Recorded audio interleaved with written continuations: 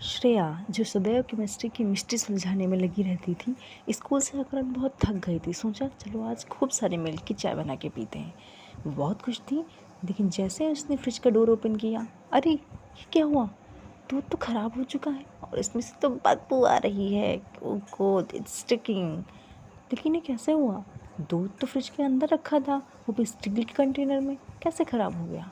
शायद ये किसी केमिकल रिएक्शन की वजह से हुआ है, लेकिन क्या हुआ होगा एग्जैक्टली? मुझे समझना होगा।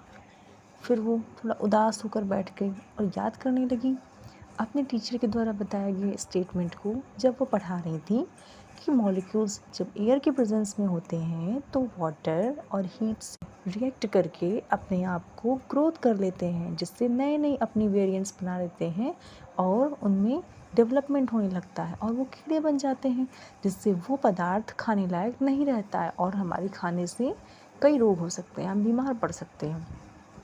उससे वो रिएक्शन भी याद आ गई जो मैम ने समझाया था, और वो डायग्राम भी कि कैसे मिल्क के मॉलिक्यूल स्टील के मॉलिक्यूल से रिएक्शन करके एक कंटेमिनेटेड पदार्थ बना लेते हैं, जो कि बहुत जहरीला हो जाता है और पेट में जाते ही फूड पॉइजनिंग कर सकता है।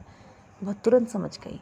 उसने झट से अब एक दूसरे फ्रेश मिल्क को मार्केट से लेकर आई और उसको एक एयर टाइट कंटेनर में डालकर, जिससे वो अब ख़राब ना होने पाए और उसमें हवा ना पहुंचने पाए और मिल्क वैसे का वैसा प्योर रहे, अच्छे से लिड को लगाकर उसने उसे बंद करके पुनः फ्रिज में 1 से 1.5 घंटे के लिए रख दिया।